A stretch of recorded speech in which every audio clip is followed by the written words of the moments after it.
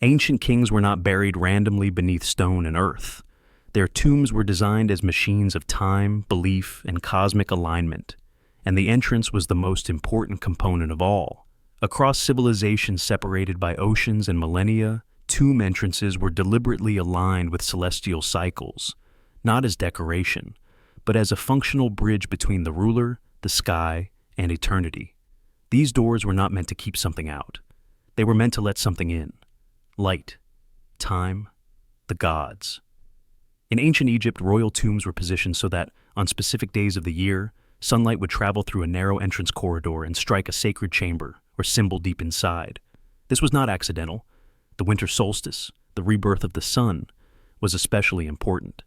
When sunlight entered the tomb on that precise day, it was believed to awaken the Ka of the king, reactivating his divine essence and allowing his soul to join Ra in the solar bark.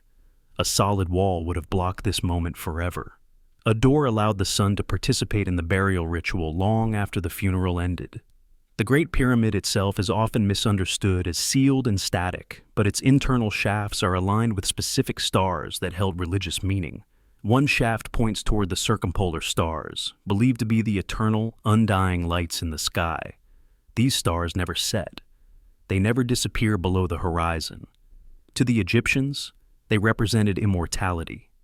The doors inside pyramids were symbolic exits for the soul, precise pathways aligned with the heavens. The king did not die, he departed. This same logic appears in Neolithic Europe.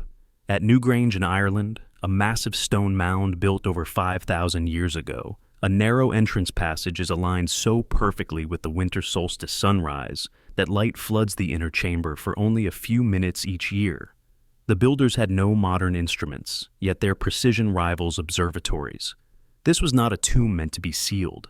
It was a calendar, a resurrection chamber, and a cosmic signal. The door was the point of activation. Without it, the ritual would fail. Ancient kings believed time itself was cyclical, not linear. Death was not an end, but a phase in a repeating cosmic rhythm. The door embodied that belief. Walls represent finality. Doors represent return. When a tomb had a door aligned with the sun, moon, or stars, it meant the king's journey was synchronized with the universe itself.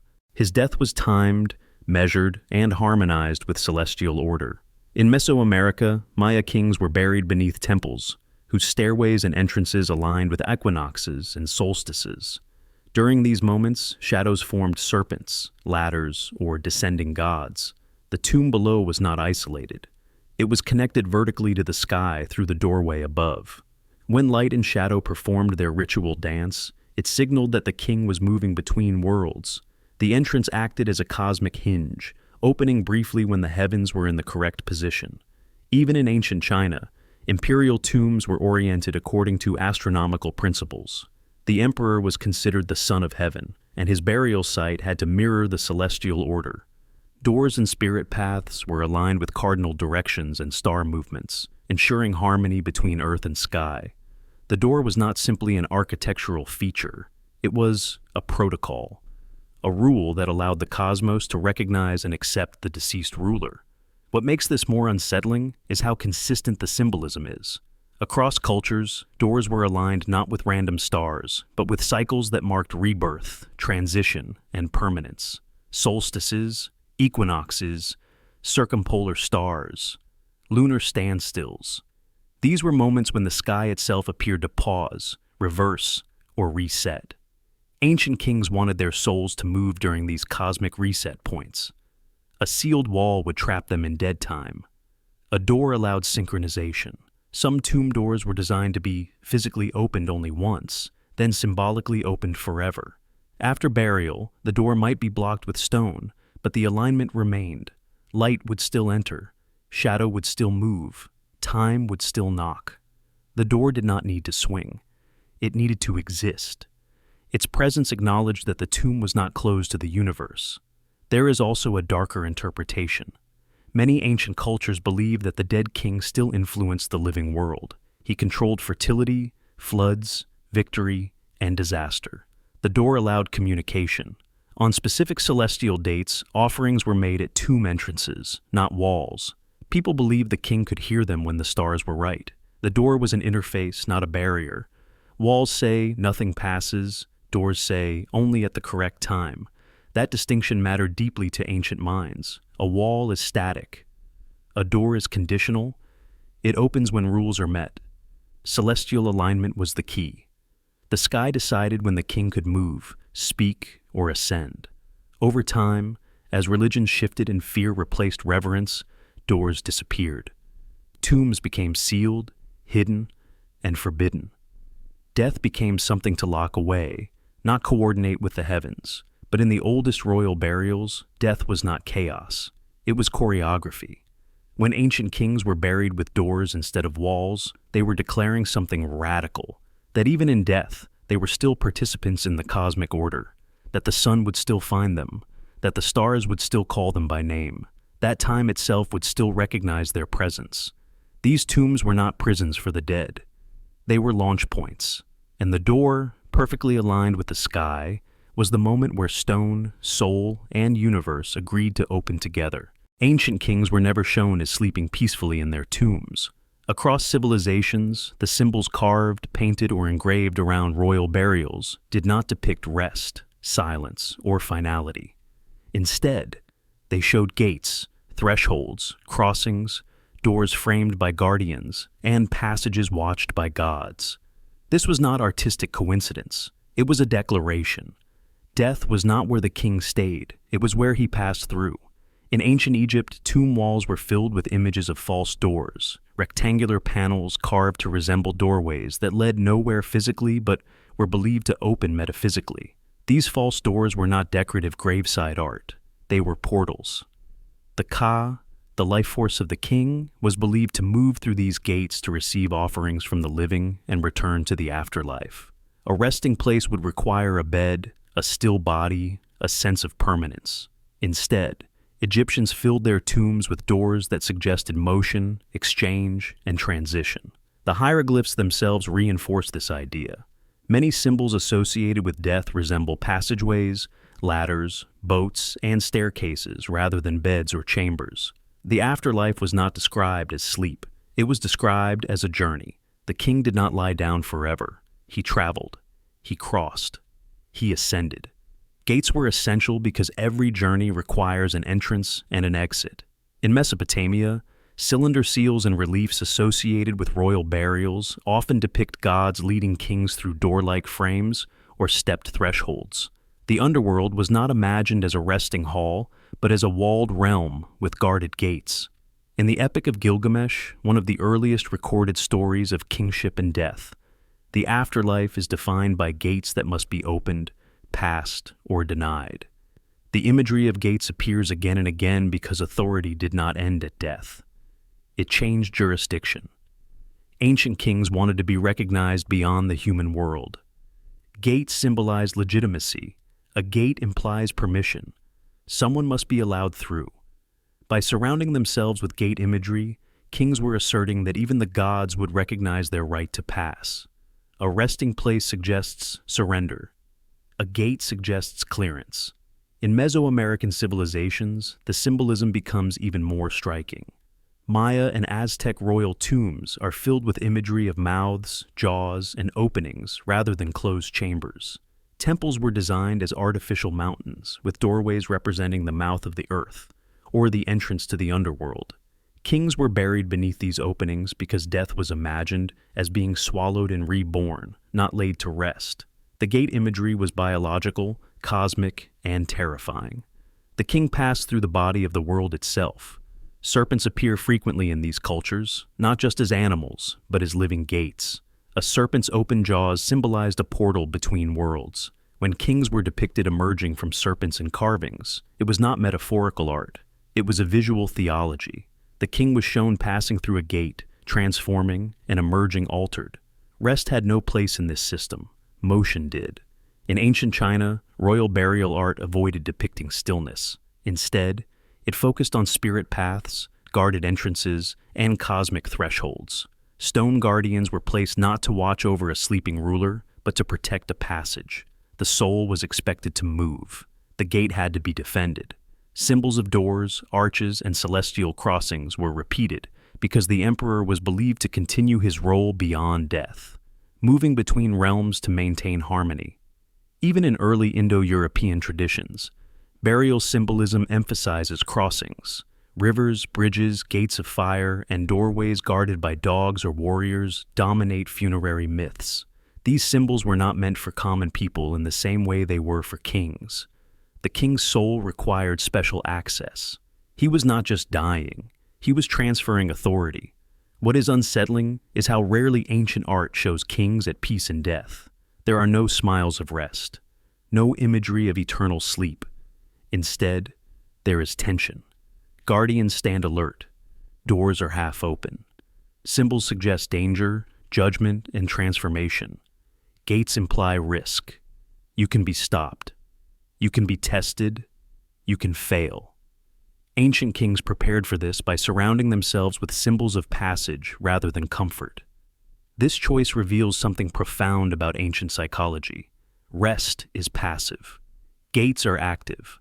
A gate requires action, timing, and correctness. To pass through, one must arrive at the right moment, with the right identity and the right authority. Kings believed they possessed these qualities even in death. They were not relinquishing power. They were relocating it. Many tomb inscriptions speak directly to gates. They contain spells, names, and passwords meant to be spoken at thresholds. Words were keys. Symbols were maps. The tomb was not a bedroom. It was a departure terminal. Everything inside it was designed to prepare the king for passage, not sleep. The living who visited these tombs understood this. Rituals were performed at entrances, not at the center. Offerings were placed at door symbols. Prayers were spoken toward gates. No one addressed the king as if he were resting. They addressed him as if he were listening from somewhere beyond, capable of response. Over time, as belief systems simplified and power structures changed, burial symbolism shifted. Later tombs emphasized stillness, silence, and closure. But the oldest royal burials resist that idea completely. They insist that death is not static, that authority does not dissolve, that the king's story does not end in a chamber of stone. Symbols depicting gates instead of resting places reveal the true ancient view of death for kings. Death was an event, not a condition. It was a crossing point between states of existence. A gate marks a boundary, but it also invites passage. Ancient kings wanted the universe to remember that they were not meant to stay behind the door forever. They were meant to pass through it. Ancient kings were not positioned in death the way modern minds expect a corpse to be placed. When archaeologists first uncovered royal mummies facing outward rather than inward, many assumed it was coincidence, erosion, or later disturbance. But as more tombs were studied across Egypt, the Andes, Central Asia, and even parts of ancient Europe, a disturbing pattern emerged. These rulers were not arranged for rest. They were positioned for departure. Facing outward is a posture of intent. It is the stance of someone about to leave, not someone settling in. In life, humans turn inward to sleep, to hide, to protect themselves. We face outward when we are alert, watchful, or preparing to move. Ancient kings understood this distinction deeply. Their bodies were arranged to mirror a state of readiness, as if death were not a collapse into stillness, but a pause before action. In ancient Egypt, many royal mummies were aligned toward tomb entrances or symbolic doors, rather than the center of the burial chamber. This was not arbitrary. The Egyptians believed that the soul components of a king, the Ka and the Ba, needed orientation. Direction mattered. The Ba was mobile, capable of leaving the body and returning. If the body faced the wrong way, the soul could become confused, trapped, or misdirected. Facing outward gave the soul a clear path, a visual and spiritual cue pointing toward transition. The posture of the mummy reinforced this idea. Arms crossed, legs bound, body tightly wrapped, yet face oriented toward escape. This contradiction is important. The physical body was restrained, controlled, sealed, but the spirit was expected to move freely. Facing outward symbolized this separation. The body stays. The essence goes. In the Andes, Inca royal mummies known as Malki were seated upright, often facing doorways or open plazas. These mummies were not hidden away. They were brought out during festivals, consulted for decisions, and treated as still present authorities. Their outward-facing posture was literal. They were positioned to observe, to engage, to move between worlds. Death did not remove them from society. It changed the angle from which they participated. Some of these mummies were found with eyes artificially emphasized, sockets widened, or masks applied that exaggerated forward gaze. This was not about appearance. It was about direction. The dead king was expected to look outward toward the living world and beyond it, not inward toward decay. Facing inward would have symbolized withdrawal. Facing outward symbolized continuation. In Central Asia, Scythian and Pazyryk burial mounds reveal similar logic. Frozen mummies were placed in positions suggesting readiness rather than repose. Bodies were often aligned with horses, weapons, and paths leading out of the tomb. The dead ruler was not turned toward the chamber wall. He was turned toward the imagined road he would take next. Even in death, he was a traveler. Movement was a core concept in ancient cosmology. The sun moved, the stars moved, seasons moved, rivers moved. Kings were expected to move too, even after death. A stationary king was a failed king. Facing outward ensured symbolic participation in the eternal motion of the universe. This belief is reinforced by funerary texts and rituals. Many spells were written as instructions, not lullabies. They commanded the dead king to stand, walk, open doors, climb ladders, board boats. None of these actions are compatible with a posture of rest. The body's orientation was part of the spell. Facing outward aligned the physical form with the verbal command. There is also a psychological dimension. Ancient societies feared stagnation more than death itself. To be trapped, frozen, or sealed was considered worse than annihilation.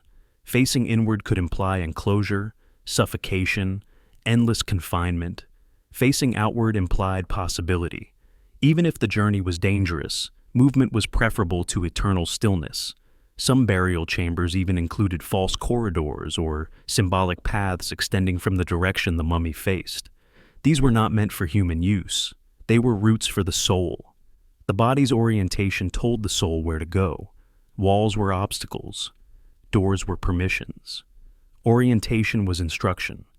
What unsettles modern observers is how deliberate this appears. These were not casual decisions made by grieving relatives. They were ritualized, standardized, and repeated across generations. Kings were trained for death as they were trained for rule. They knew where they would face. They knew why it mattered. Facing outward also carried a warning to the living. The king was not gone. He was positioned to leave again, to return, to watch. Many cultures believed ancestral kings could re-enter the world during crises, eclipses, or ritual dates.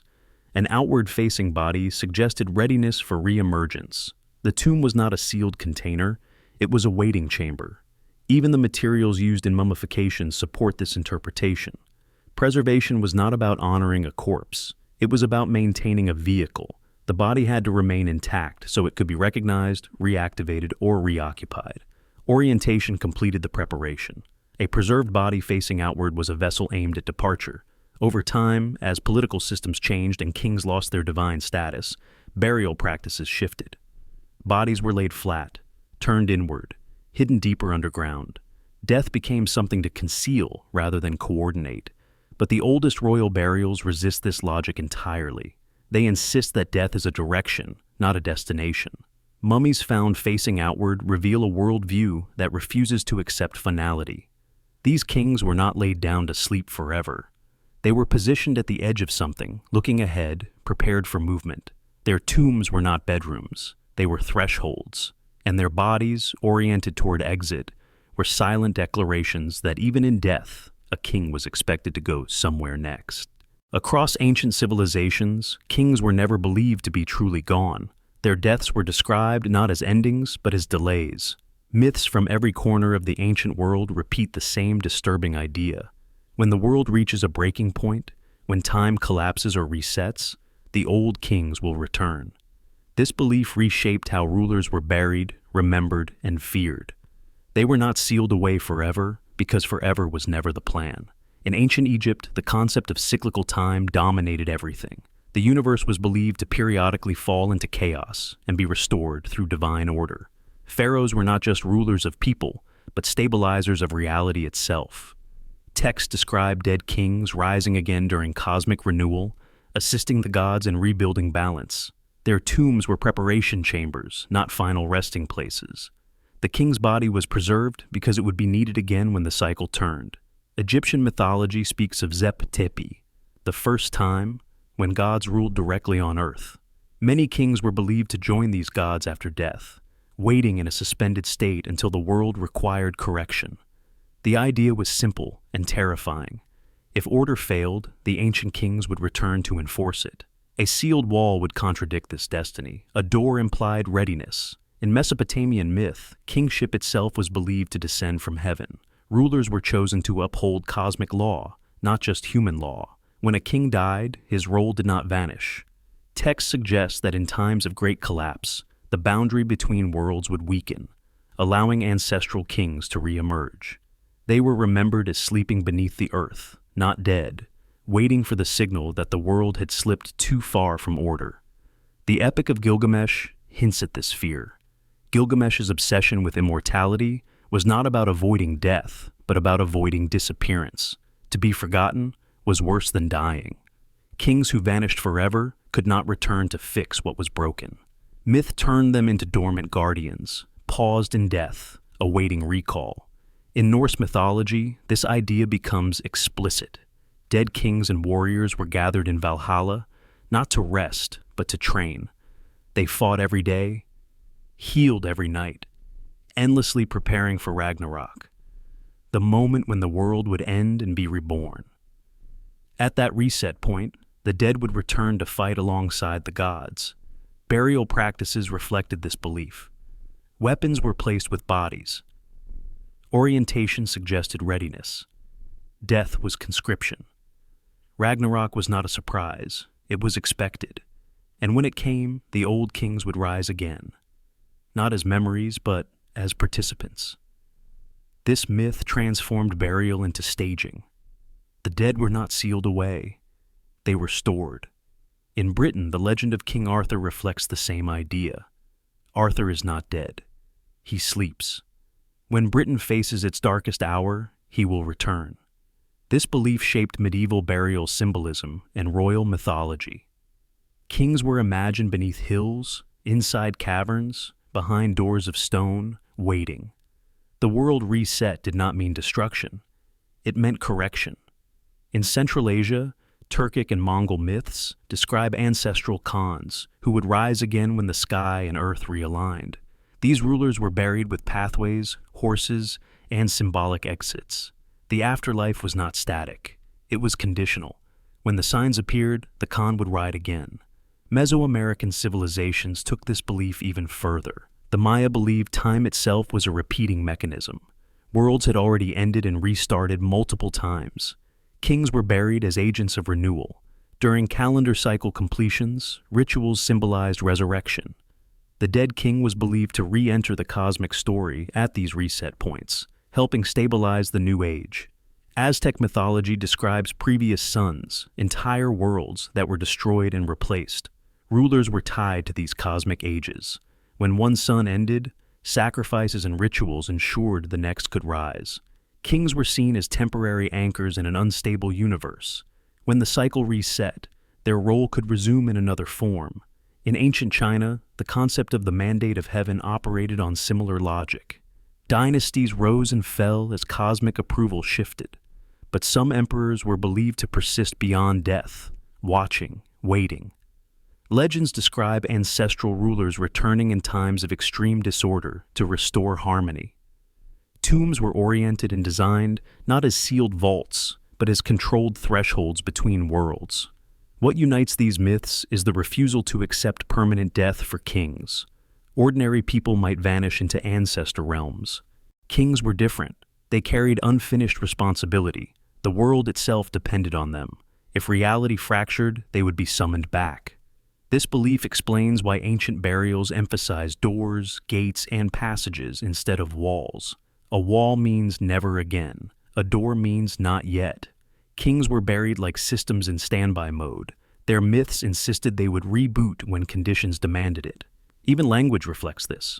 Myths rarely say the king died. They say he departed, withdrew, entered the earth, or went to sleep. Sleep is temporary. Sleep ends. These were not metaphors meant to comfort. They were instructions for belief. There is also fear embedded in these stories. A returning king is not always benevolent. Some myths warn that if humanity fails badly enough, the ancient rulers will return as judges, not saviors.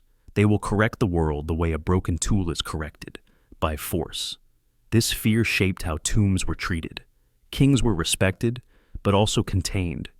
Doors were controlled. Rituals regulated access. You did not want to wake the king early. You did not want him angry. You wanted him ready, but dormant. Across cultures, the myth of returning kings reveals a shared anxiety about time, collapse, and responsibility. Ancient people believed civilizations were fragile. When systems failed, only those who built them could fix them, and those builders were kings. So they were buried with doors. Not because they might escape, but because one day they might need to come back. These myths whisper the same unsettling message through stone and story. History is not a straight line, it loops. And somewhere beneath the earth, the old kings are still waiting for the moment when the world resets and calls them forward again.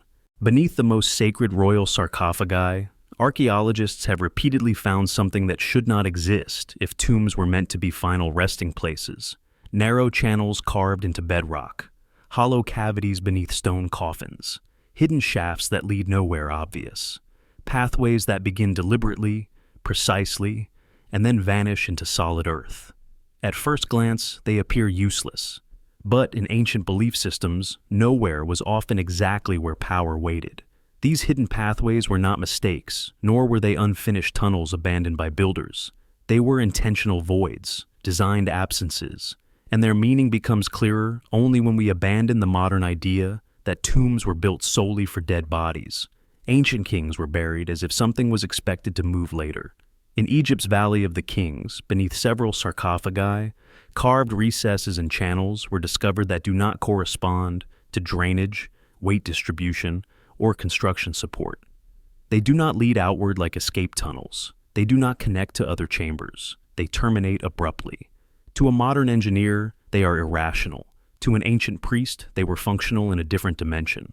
Egyptian cosmology treated the underworld not as a single place, but as layered regions that overlapped with the physical world. The duat was not beneath the earth in a literal sense. It was beneath perception. Hidden pathways beneath sarcophagi symbolized access points to these invisible layers. They did not need to lead anywhere physically because their destination was not spatial. It was conditional. Many funerary texts describe the dead king descending before he ascends.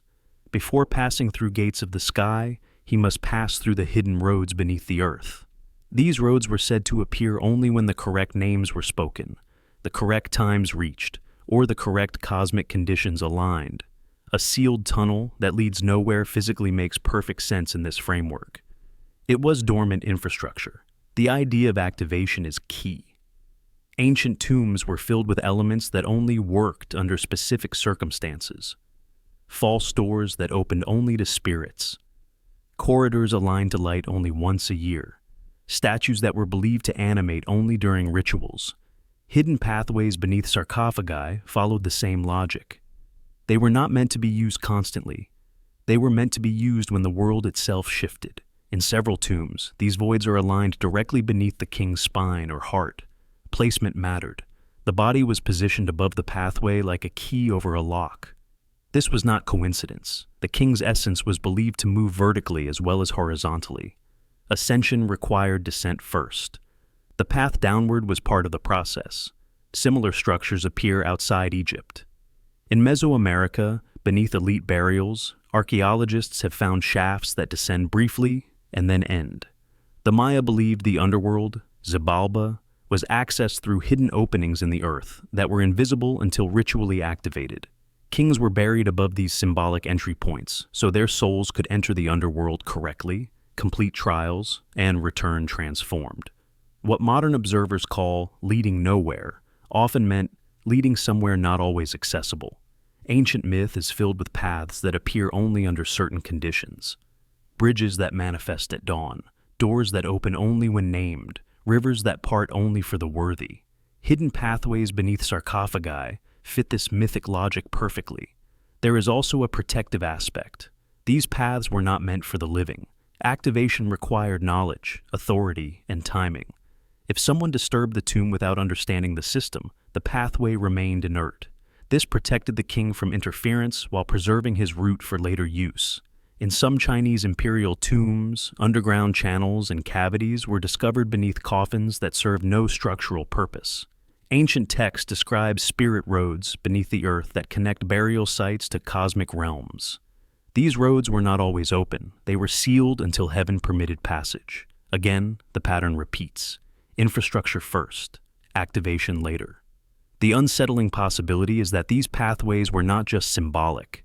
Ancient builders were capable of extraordinary precision.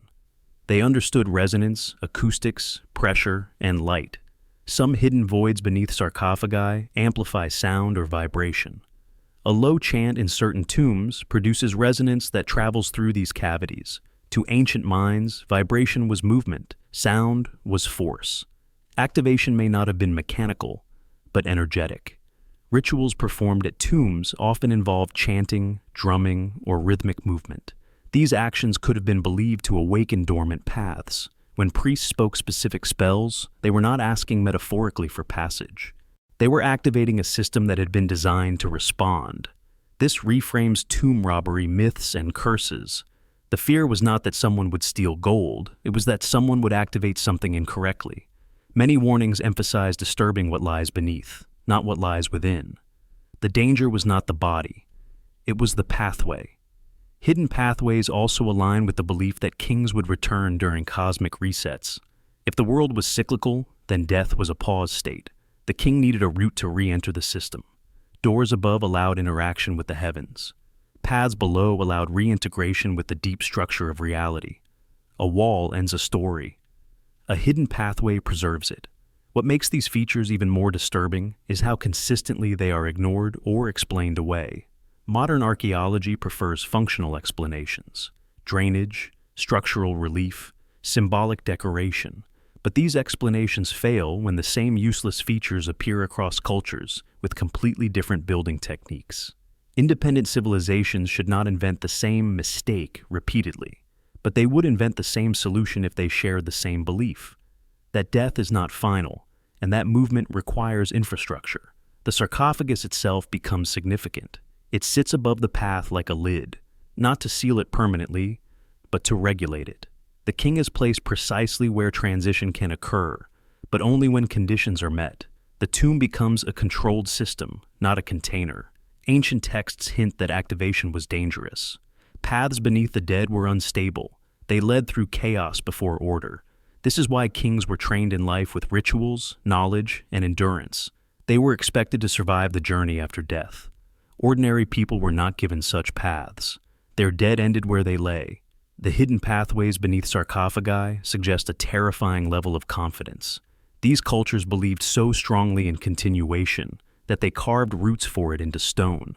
They invested labor, skill, and secrecy into passages no living person was ever meant to use, unless the world required it, unless the cycle reset, unless the king was called. In that context, leading nowhere becomes the most honest description possible.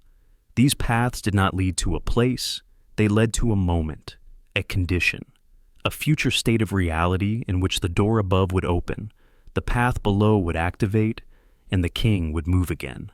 The tomb was not a dead end, it was a paused process, and beneath the sarcophagus, the pathway waited. In the deepest sections of ancient royal tombs, something has repeatedly unsettled modern investigators. Not curses, not traps, but measurable anomalies that should not exist in sealed stone corridors. Compasses drift. Batteries drain unusually fast. Sensitive instruments register faint electromagnetic fluctuations where there should be nothing at all. These are not legends passed down by frightened workers. These are recorded observations, and they raise a disturbing question. Why would sealed royal corridors still behave as if something inside them is active? Ancient kings were buried in environments that appear inert, silent, and dead. Yet again and again, sealed corridors near royal burials show strange electrical behavior. Low-level electromagnetic fields, static buildup, unexplained discharges. To modern science, stone should be electrically neutral in such conditions. To ancient builders, however, stone was never dead matter. It was a conductor of forces they believed were alive. In ancient Egypt, priests described the tomb as a house of power, not a house of rest. The king's body was believed to retain a charge, a sacred energy that did not dissipate with death. This was not metaphorical language. Egyptian texts described divine essence as something that could flow, accumulate, and be released. The sealed corridors were not meant to isolate the king completely. They were meant to regulate what moved in and out. Some of the most intense anomalies have been reported near narrow passages and blocked doorways rather than open chambers. These corridors often contain materials layered in unusual ways: limestone, granite, quartz-rich stone. To a modern physicist, this combination is interesting. Quartz exhibits piezoelectric properties, meaning it can generate electrical charge under pressure. Ancient builders did not know the term, but they knew the effect. They chose stone deliberately. Granite sarcophagi and corridor linings appear again and again in royal tombs. Granite contains high quartz content. When subjected to pressure, vibration, or temperature change, it can generate measurable electrical potential. In a sealed underground environment, small stresses, earth movement, thermal shifts, even sound, could create persistent low-level electrical activity. To ancient minds, this was not an accident. It was a feature. Priests believed the king's spirit interacted with the tomb environment. Electrical anomalies would not have been interpreted as electricity, but as divine presence, activation, or readiness. A corridor that still carried energy was a corridor that had not gone dormant. The king was not gone, he was charged. This belief appears in burial rituals involving metal rods, copper tools, and gold-lined chambers. Gold was not used only for wealth or beauty. It was believed to conduct divine force without corruption. Many sealed corridors include metallic elements embedded in stone, sometimes placed in symmetrical patterns that serve no structural purpose. To modern eyes, they look ceremonial. To ancient logic, they were regulators. In some tombs, explorers have reported sudden static shocks, sensations of pressure, or feelings of disorientation near sealed doorways. These effects are often dismissed as psychological stress, but when instruments confirm electromagnetic irregularities, the explanation becomes harder to ignore. Something in these spaces behaves differently. Ancient cultures associated such sensations with thresholds. A gate between worlds was never supposed to feel neutral. Crossing points were dangerous because they were active. Energy concentrated there. This is why doors, not walls, mattered. A door is a controlled interruption in a system. A wall is inert. Sealed corridors near royal burials were not inert. They were locked systems holding potential. Similar reports exist outside Egypt. In China, near certain imperial tombs, survey teams have documented unusual magnetic readings that interfere with equipment. Ancient Chinese texts describe burial sites as aligned with dragon veins, currents of force believed to flow through the land. These were not poetic metaphors. They were treated as real, measurable forces. Imperial tombs were placed where these currents converged. Sealing a corridor did not stop the flow. It concentrated it. In Mesoamerica, pyramids built over royal burials often sit on limestone platforms saturated with underground water systems. Moving water can generate electrical charge.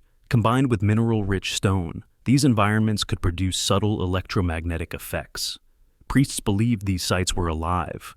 The king was buried where energy already moved. What makes these anomalies especially unsettling is their persistence.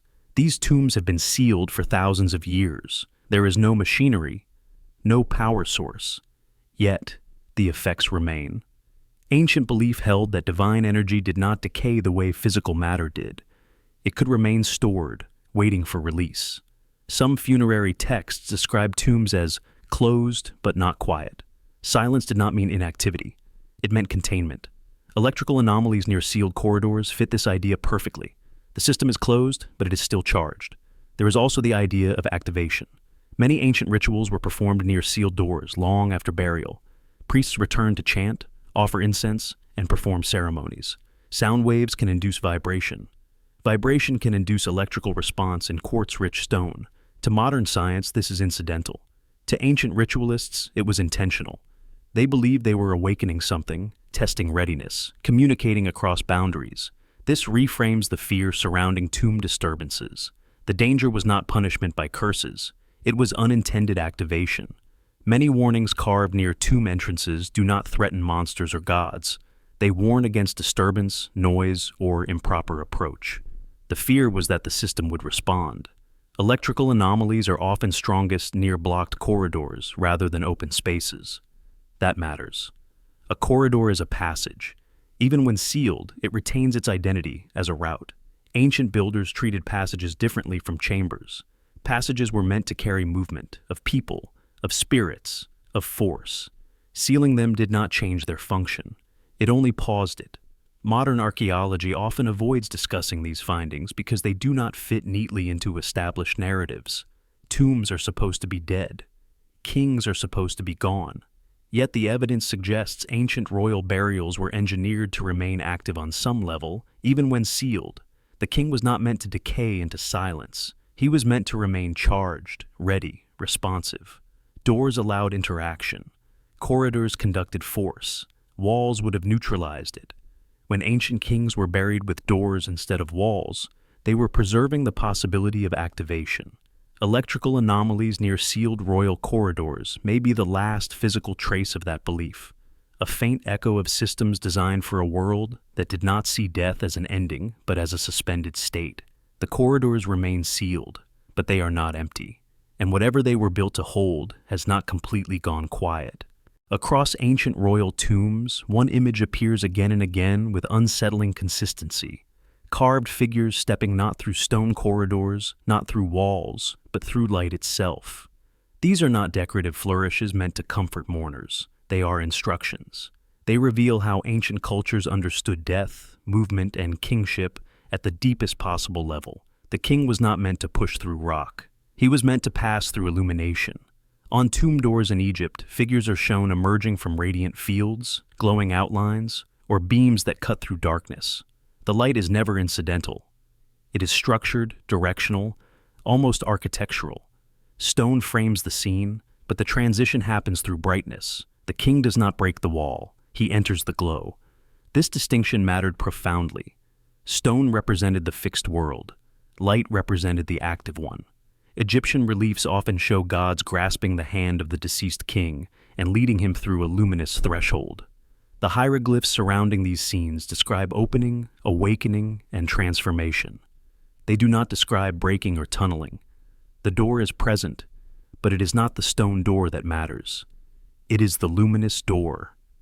The king passes through light because light was considered the substance of divine realms. In ancient belief, light was not just visibility. It was intelligence, order, and energy. The sun did not merely illuminate the world. It sustained it, regulated it, and renewed it. To step into light was to step into cosmic order itself. Kings were carved stepping into light because their death was framed as a return to the organizing principle of the universe. This symbolism appears far beyond Egypt. In Mesoamerican art, rulers are often shown emerging from glowing mouths, radiant serpents, or illuminated portals. These are not caves. They are thresholds of brilliance. The Maya believed that light was a living force that could open worlds. Their kings were shown stepping through brightness because stone could not carry consciousness forward. Light could. The Aztec sunstones and temple carvings reinforce this idea. Previous worlds were destroyed. New suns were born. And kings were tied to these cycles. Light was the medium of reset. When a king died, he did not go into darkness. He was absorbed into the sun's cycle, waiting to emerge again when light required him. In ancient India, door carvings and temple reliefs show beings stepping through radiant mandalas, flames, or glowing voids. These were not destructive fires, they were gates. Light purified identity and stripped away limitation. Kings passed through light to shed the human layer and enter a higher state of being. Stone was irrelevant to this process. Only illumination mattered. Even in early European traditions, burial art avoids showing rulers pushing through material barriers. Instead, legends describe kings entering mist, glow, or shining fields. Arthur does not die in a tomb. He departs across luminous water. The passage is visual, not physical. The threshold is light. What makes this symbolism disturbing is how consistent it is. Independent cultures separated by geography, language, and time all chose the same visual language, beings stepping into brightness. If tombs were meant to be permanent enclosures, art would emphasize stone, sealing, and closure. Instead, it emphasizes radiance, openness, and transition. This tells us how ancient kings were expected to move. Stone blocks bodies. Light does not. Light passes through everything. By carving kings stepping through light, ancient builders were declaring that death did not require physical escape routes. The transition was not mechanical. It was energetic. This is why doors mattered more than walls. A wall assumes physical force. A door assumes permission. Light is the ultimate permission-based medium. It appears only when conditions are right. Dawn, solstice, alignment, ritual. Kings were believed to step through light when the cosmos allowed it. Many tomb doors are aligned so that sunlight enters at precise moments, striking specific carvings or chambers. When that happens, the carved figure stepping into light becomes animated. The art is activated. The door does not open physically, but the transition is visually completed. Stone stays still. Light moves. This also explains why tomb robbers feared disturbing doors more than walls. Walls were inert. Doors were interfaces. Carvings near doors often depict guardians, glowing symbols and warnings. Not because monsters waited inside, but because interaction was possible there. Light could enter. Light could activate. Ancient texts support this imagery. Death is described as illumination, awakening, or shining. Kings become the radiant one, the illuminated ruler, the shining ancestor. Darkness is never the goal. Darkness is the obstacle. The journey moves toward light. In some carvings, the king is shown half in shadow, half in brightness. This is not artistic drama. It is transitional logic. He is between states. One foot remains in the material world. The other steps into illumination. Stone frames the moment, but does not participate in it.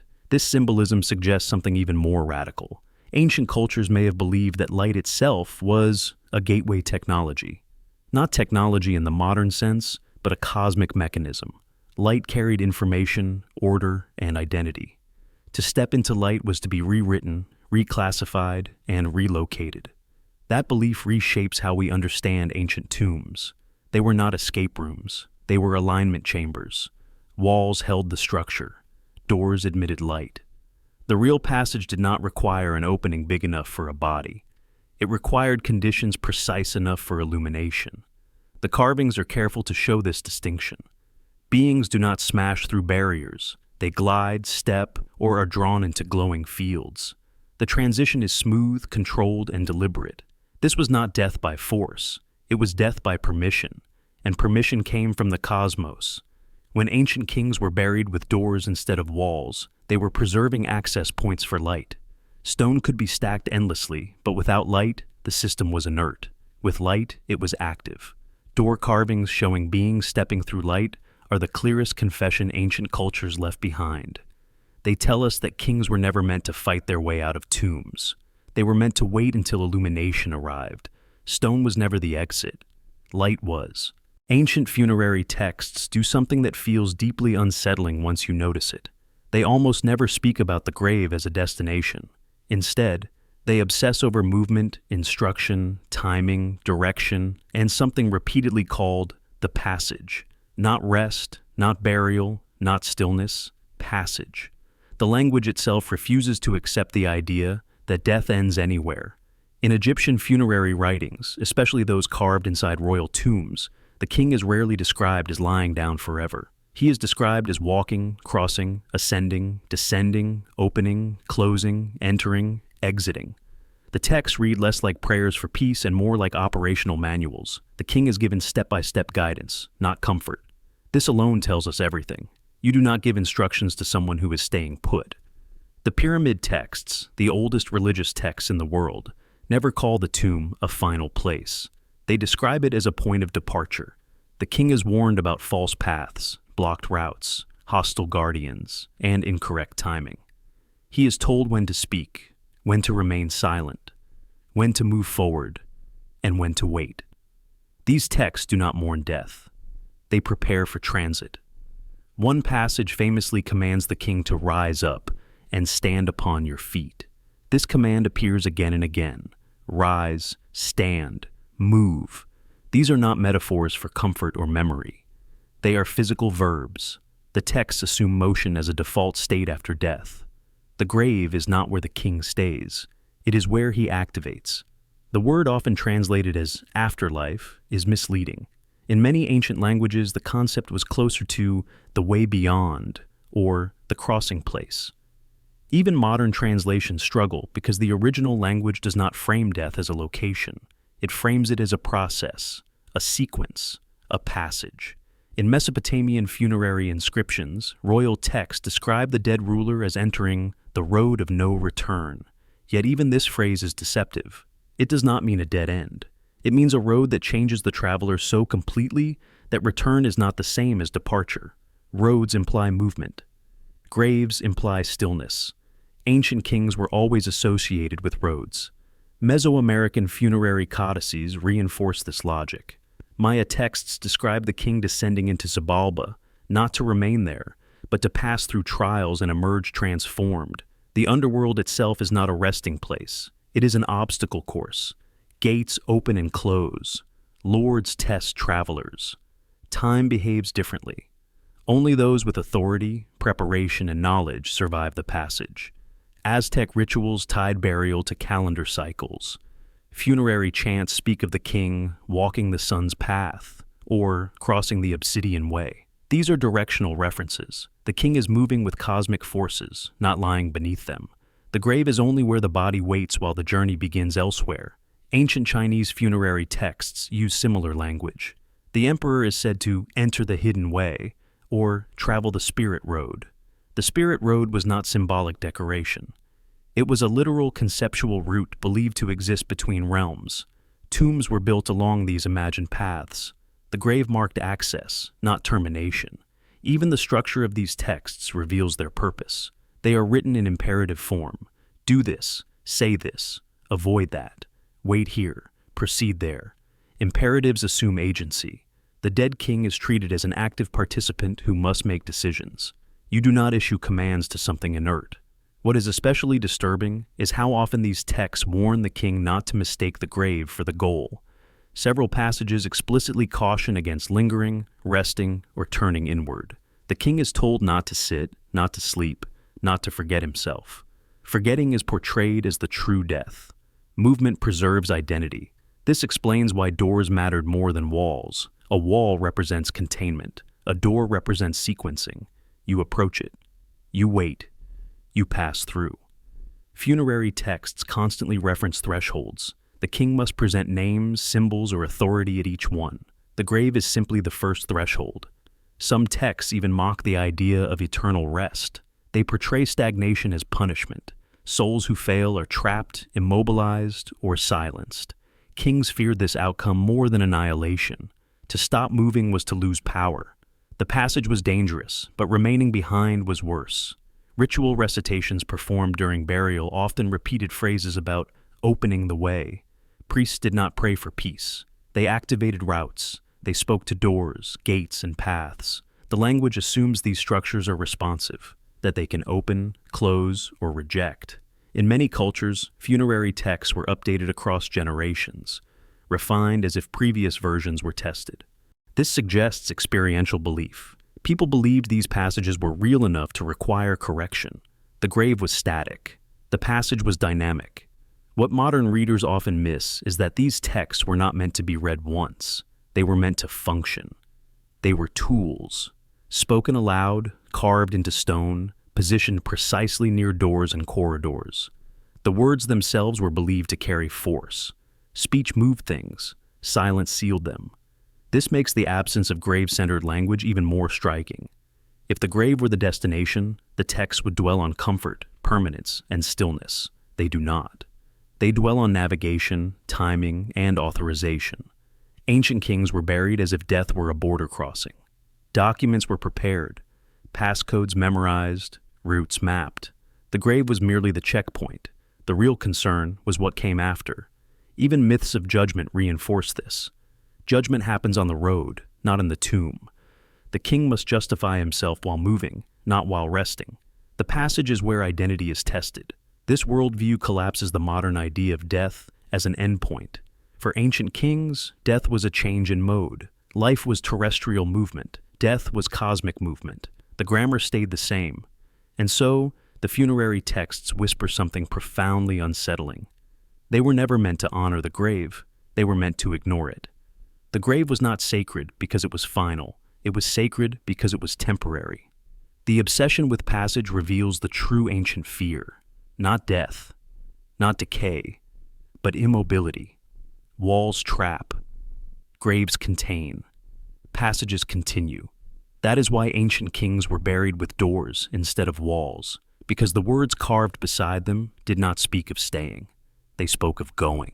Across ancient royal burials, there exists a form of preservation so precise, so deliberate, that it challenges the very idea of death as an irreversible biological event.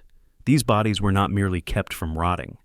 They were stabilized, maintained, held in a state that looks less like decay delayed and more like something paused.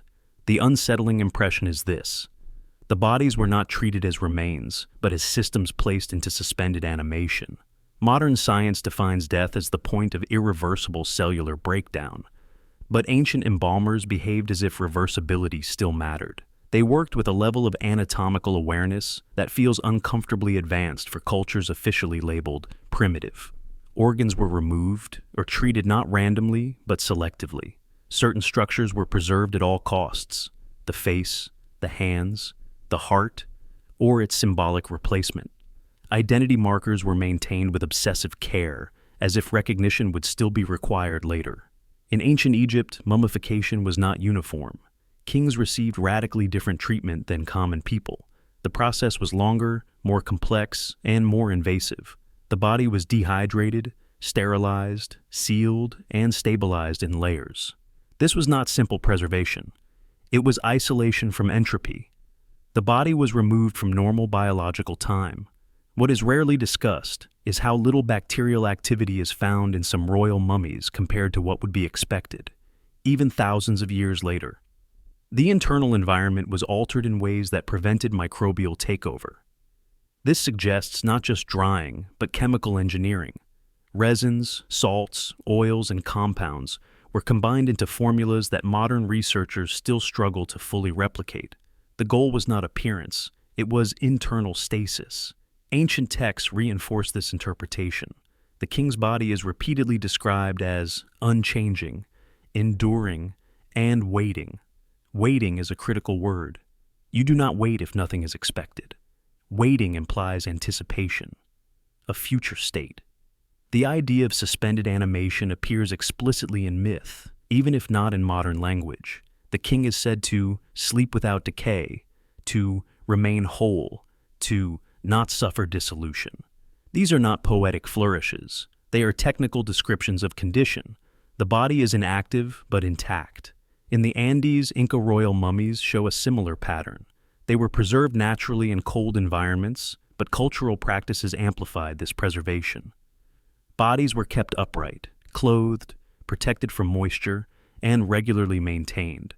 They were not abandoned to the elements. They were curated. The Inca believed these kings were still alive in a different state. Their bodies were vessels, not shells. These mummies were brought out for rituals, consulted, fed symbolically, and rewrapped when necessary. This behavior makes no sense if the body is considered dead matter. It makes perfect sense if the body is considered dormant.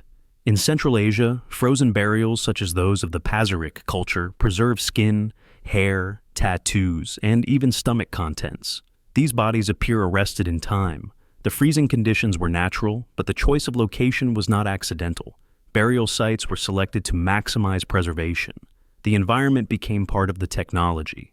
What is disturbing is how often these cultures refer to the body as something that can be re-entered. The soul leaves, travels, and returns. Return is only possible if the body remains viable in some sense. Total decay would prevent reintegration. Suspended animation solves this problem. Even facial expressions were carefully controlled. Mouths were closed or slightly parted. Eyes were covered, protected, or symbolically replaced. These are not signs of abandonment.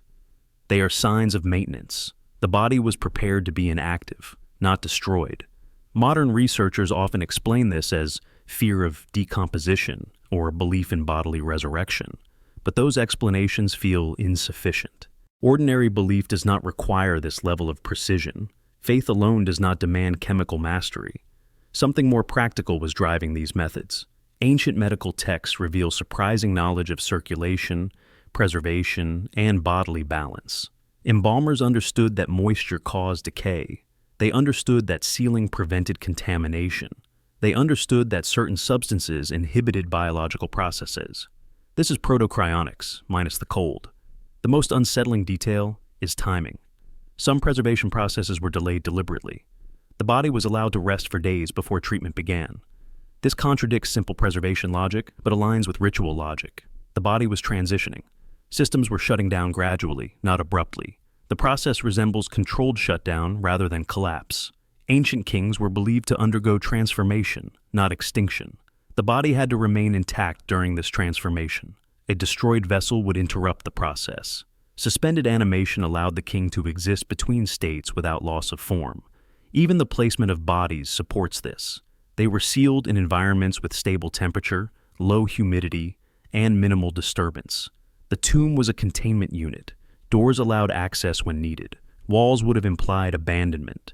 Some myths explicitly state that the king's body would awaken when the time came. This was not metaphorical resurrection. It was reactivation. The language mirrors that of systems restarting after dormancy. Sleep, wake, pause, resume. Why would ancient cultures invest enormous resources into preserving bodies so meticulously if nothing was expected to happen? Memory alone does not require this. Symbolism alone does not demand chemical exactness, but expectation does. Suspended animation explains the contradictions. The king is dead, but not gone. Inactive, but not destroyed. Waiting, but not decaying. The tomb is not a grave, it is a holding state. This also explains the fear surrounding disturbance. If the body is in a delicate suspended condition, interference could disrupt the balance. Many tomb warnings focus on disturbance rather than theft. The danger was not angering spirits. It was breaking the process. Across cultures, the preserved body was treated as something unfinished. The journey was ongoing. Death was a pause, not a conclusion. When ancient kings were buried with doors instead of walls, it was because walls signal permanence, doors signal access, and access only matters if something inside is still relevant. The strange preservation of these bodies suggests that ancient cultures believed time could be halted, processes could be paused, and identity could be stored. Not forever, just long enough. Long enough for the world to change, long enough for the cycle to reset, long enough for the king to be needed again.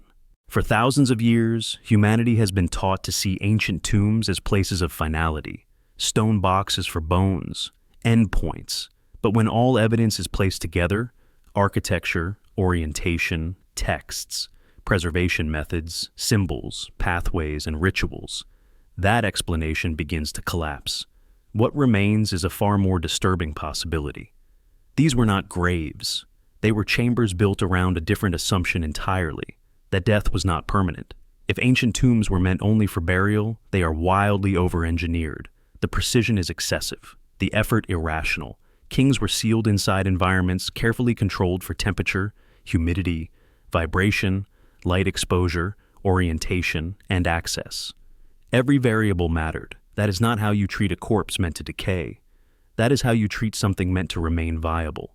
A burial site only needs to contain. A resurrection chamber needs to preserve, stabilize, protect, and interface. Consider the contradiction that appears everywhere. The body is sealed, yet access points are deliberately included. Doors exist where walls would suffice. Corridors lead towards something, even when blocked. Light is allowed to enter at precise moments. Texts give instructions instead of farewells. The dead are prepared as if they will be needed again. None of this aligns with a simple burial logic. Ancient cultures did not describe death as disappearance. They described it as interruption. Kings were called away, withdrawn, placed in sleep, hidden, or waiting.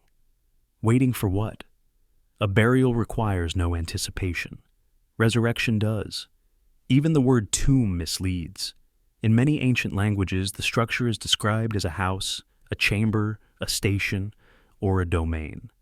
These are functional terms. They imply activity. A grave is passive, a chamber is operational.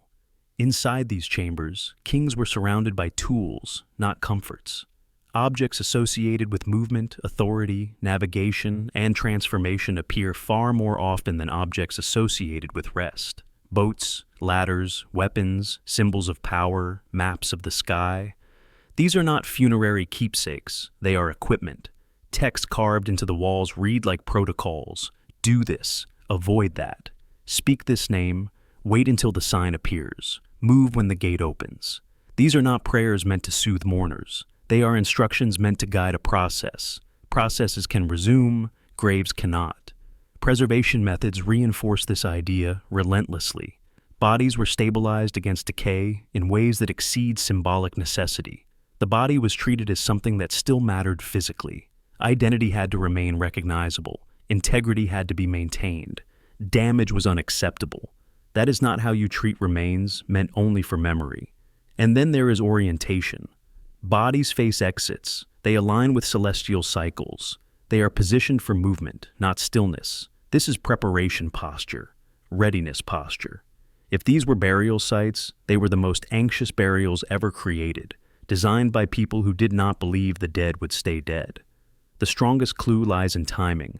So many tomb features are inactive most of the time, corridors that align only once a year, light that enters only on solstice, rituals performed only during cosmic events.